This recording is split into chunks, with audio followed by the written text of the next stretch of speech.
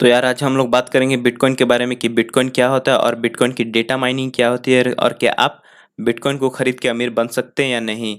तो $1 की कीमत 74 रुपये है और एक बिटकॉइन की कीमत 40 लाख तक कैसे पहुंच गई। अगर आपको इन्फॉर्मेशन अच्छा लगे तो हमारे चैनल को सब्सक्राइब ज़रूर कीजिएगा। तो बिटकॉइन एक क्रिप्टो करेंसी है जो कि पूरी तरह से डिजिटल वर्चुअल करेंसी है, यानी हम इसे छू नहीं सकते क्योंकि ये एक सॉफ्टवेयर है। तो जैसे हम अपने आम जिंदगी में कागज़ के रुपए का इस्तेमाल करते हैं तो वैसे ही इंटरनेट पे बिटकॉइन चलता है। तो बिटकॉइन को सबसे पहले स्ट्रॉन्ग क्रिप्टोग्राफी यूज़ करके 1998 में वी डाई नाम के व्यक्ति ने नए क्रिप्टो करेंसी की आइडिया को पेश किया था। लेकिन बाद में चल के 2009 में सतोशी नाकामोटो नाम के एक जीनियस ने एक नए क्रिप्टो करेंसी का आविष्कार किया है जिसको नाम दिया बिटकॉइन। और बाद में चल के 2010 में सतोशी नाकामोटो कहीं गायब हो गए। तो सतोशी के गायब होने के बाद बहुत सारे लोगों ने ऐसा बताया कि बिटकॉइन को बनाने वाले 4 कंपनी से यानी सैमसंग, तोशिबा, नाकामिची और मोटोरोला हैं। तो ये तो थी बिटकॉइन की कहानी। तो अब हम बात करेंगे कि बिटकॉइन काम कैसे करता है। तो हम अगर गोल्ड का एग्जांपल लें तो इसकी प्राइसेस आए दिन बढ़ती रहती हैं क्योंकि गोल्ड डेफिनेट मात्रा में है हमारे पास और इसके खरीदार बहुत सारे लोग हैं। तो ऐसे ही बिटकॉइन भी डिमांड एंड सप्लाई पर काम करता है क्योंकि दुनिया में बिटकॉइन सिर्फ 21 मिलियन ही है, इसलिए इसकी प्राइसेस आए दिन ऊपर ही जा रहे हैं। तो 2013 में अक्टूबर में बिटकॉइन की कीमत लगभग $196 थी और सबसे पहला इंसान जिसने 2009 में बिटकॉइन को खरीदा था उसका नाम क्रिस्टोफर कोच है, जिसने 5000 बिटकॉइन को 2009 में खरीदा था, वो भी मात्र $27 में।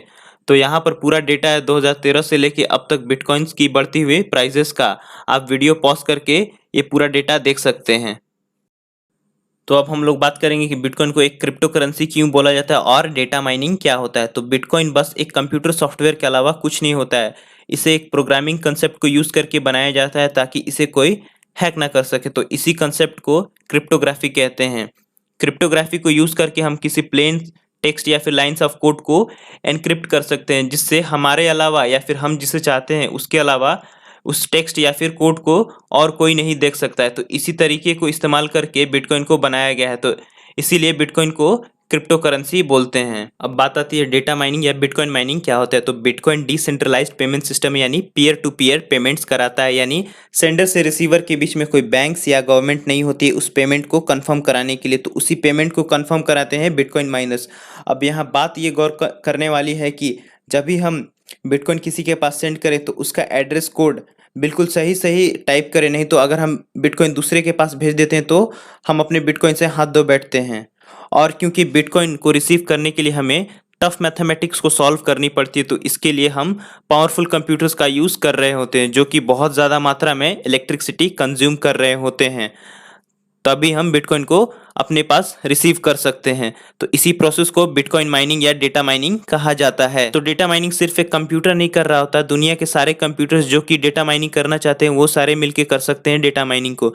तो जो सबसे पहले डेटा माइनिंग करता है या फिर बिटकॉइन माइनिंग करता है तो उसे कुछ रिवॉर्ड दिया जाता है, यानी लगभग 6.25 बिटकॉइंस दिया जाता है और आने वाले कुछ सालों में इसका आधा मिलेगा डेटा माइनिंग करने पे, यानी 6.25 का आधा यानी 3.12 लगभग। तो ऐसे में नए बिटकॉइंस मार्केट में आते रहते हैं, यानी 6.25 बिटकॉइंस जो है वो मार्केट में नए आ गए। तो अब हम लोग बात करेंगे कि क्या आपको बिटकॉइन अमीर बना सकता है या नहीं। तो बिटकॉइन एक दिन में लगभग 30% तक फ्लैक्चुएट होता है, यानी 30% तक ऊपर जा सकता है या फिर 30% तक नीचे गिर सकता है। तो इस बात को ध्यान में रखते हुए हमें बिटकॉइन में इन्वेस्ट करना चाहिए। तो अगर मान लें कि आप बिटकॉइन को 10 लाख रुपए में खरीदते हैं और फिर बाद में उसे 20 लाख में बेच देते हैं तो आपको इससे फ़ायदा हुआ। लेकिन क्योंकि बिटकॉइन फ्लैक्चुएट होती रहती है इसलिए इसकी कीमत भी गिर सकती है, यानी कीमत इसकी घट सकती है। अगर मान लिया जाए कि आपके पास बहुत सारा पैसा है, यानी आपका फ्यूचर पूरी तरह से सेफ है, तो आप बिटकॉइन को खरीद सकते हैं बिल्कुल आसानी से। लेकिन अगर आपके पास बहुत ज़्यादा पैसा नहीं है और आपके फ्यूचर के बारे में आपको कुछ मालूम नहीं कि आगे क्या होने वाला है, लेकिन वैसे परिस्थिति में भी अगर आप बिटकॉइन को खरीदते हैं, रिस्क लेते हैं, तो आपका कम चांस तो रहता है अमीर बनने का, लेकिन हो सकता है कि आप लुट भी जाएं। तो ज़रूरी नहीं है कि आप लुट ही जाएंगे बिटकॉइन को खरीदते हुए, क्योंकि बहुत सारे लोग हैं जो बिटकॉइन में इन्वेस्ट करते हैं। जैसे आप इलॉन मस्क को ही देख सकते हैं, वो हमेशा रिस्क लेकर बिटकॉइन में इन्वेस्ट करते रहता है। लेकिन बात करें भारत की, तो भारत के राकेश झुनझुनवाला बताते हैं कि वो बिटकॉइन में इन्वेस्ट करना पसंद नहीं करते हैं।